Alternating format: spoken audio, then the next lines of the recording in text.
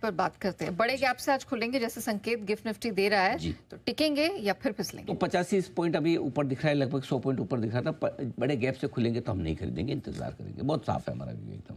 हम तेजी में हैं, बुलिश है। आज नहीं, हम 24,500-600 से लगातार पॉजिटिव बात करें कि ये लेवल्स पे खरीदारी के रिस्क रिवॉर्ड रेशियो खरीदने के फेवर में ज़्यादा है। तो हम लेकिन बड़े गैप से खुलने पे थोड़ा इंतजार करेंगे। क्यों करेंगे उसकी वजह मैं बता देता हूँ। यहाँ की थोड़ी सी मुनाफा वसूली आने की संभावना बनती है। पहले डिप में जो मिलेगा सपोर्ट लेवल के आसपास, वहाँ हम खरीदने का मूड बनाएंगे, वो ज़्यादा बेहतर होगा। 24,950 25,000 पहला एंट्री लेवल बनेगा गैप से खुलने के बाद, वो ज़्यादा बेहतर होगा। 25,150 के ऊपर निकलने पर, टिकने पर मजबूती और बढ़ेगी। बैंक निफ्टी 55,000 के आसपास या इसके ऊपर खुले तो आप इंतज़ार कीजिए डिप का, तब खरीदिए, इस लेवल पे मत खरीदिए। 24,700 24,850 की रेंज अब निफ्टी पर मजबूत सपोर्ट का काम करेगी। वहीं बैंक निफ्टी पर 54,075 54,200 की रेंज जो है, 5,200 नहीं, इसको 54,200 कर लीजिए। 54,200 की जो रेंज है वो मजबूत सपोर्ट के तौर पर रहेगी। सो कुल मिलाकर रेंज आपके ऊपर शिफ्ट होती दिख रही है। अब निफ्टी की रेंज 24,850 है और बैंक निफ्टी की रेंज 54,075 54,200 अब मजबूत सपोर्ट के तौर पर आ गया। यानी कि हमने जो पुराने लोज देखे हैं 28-29 अगस्त के, वो अब नहीं, उससे भी ऊपर सपोर्ट रेंज आ गया। ये एक अच्छा संकेत है। ठीक है सर, ये तो सारी अच्छी बातें हो गई, लेकिन एफआईएस ने जो फिर से बेचा है, कोई चैलेंज है उससे? एक्चुअली कल का सेल फिगर थोड़ा सरप्राइजिंग है। सरप्राइजिंग से मैं शॉकिंग भी कह सकता हूँ, क्योंकि 3,500 करोड़ की कैश की बिकवाली और 2,775 की स्टॉक फ्यूचर्स की बिकवाली जैसी स्क्रीन थी नहीं। ऐसी स्क्रीन नहीं कि 5600 करोड़ की बिकवाली का आंकड़ा दिखा, और अगर 5600 करोड़ की बिकवाली थी तो बाजार फिर इतने बेहतर नहीं दिखने चाहिए। बेहतर से मेरा मतलब ऐसा नहीं कि हम कोई बहुत भाग गए। 32 पॉइंट ही निफ्टी पर बढ़े हैं, बैंक निफ्टी पर 125 पॉइंट ही बढ़े, लेकिन फिर लाल निशान में रहना चाहिए था। तो मेरा ये समझना है कल की जो बिकवाली है, ऐसे में इसको देखते हुए जो गैप से हम खुल रहे हैं उसमें एक डिप आपको जरूर मिलेगा। 25,150 को पार करने में थोड़ी सी मुश्किल होगी। और ये भी है कि लोअर लेवल पे घरेलू फंड का सपोर्ट है, सो ऐसा नहीं कि टूट के बिखर जाएंगे आप, सपोर्ट भी मिल जाएगा। लेकिन इतने ऊपर में एक प्रेशर तो रहेगा। बिना बिकवाली के भी प्रेशर आ रहा है, तो बिकवाली के आंकड़े के साथ तो आना ही है।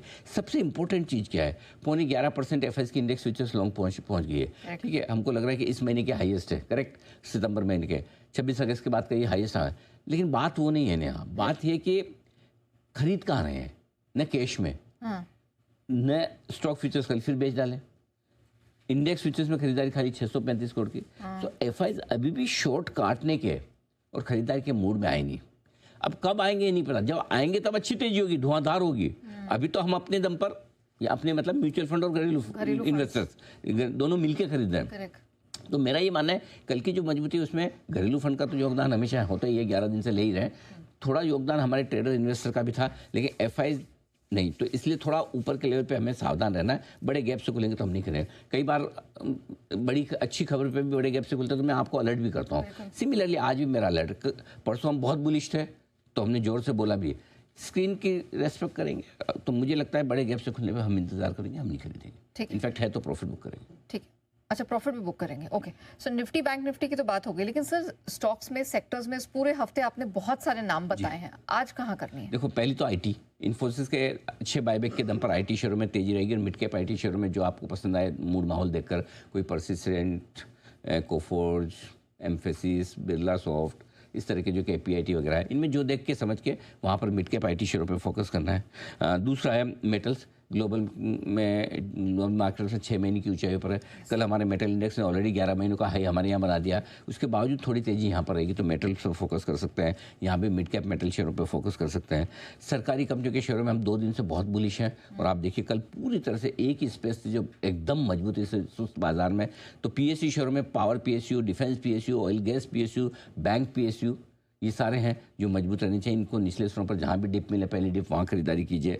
टैरिफ से जुड़े स्टॉक्स थोड़े मजबूत रह सकते हैं। सर्जियो घोष साहब के बयान, पीयूष गोयल का साहब के बयान थोड़े कॉन्फिडेंस बढ़ाने वाले हैं। इससे मैं ऑटो इंसली शेयर जो भारत फोर्ज, सोना BLW kind of, Motherson kind of, ये निचले स्तरों पर आपको बाय ऑन डिप्स हो जाएगी। टेक्सटाइल, जेम्स, ज्वेलरी शेयरों में भी थोड़ी बहुत खरीदारी की आप उम्मीद लेकर चल सकते हैं। ये सारे आपके लिए स्टेटमेंट्स। चलिए, हमने आपको ट्रेड सेटअप तो बता दिया, लेकिन सर क्यूज आज के कैसे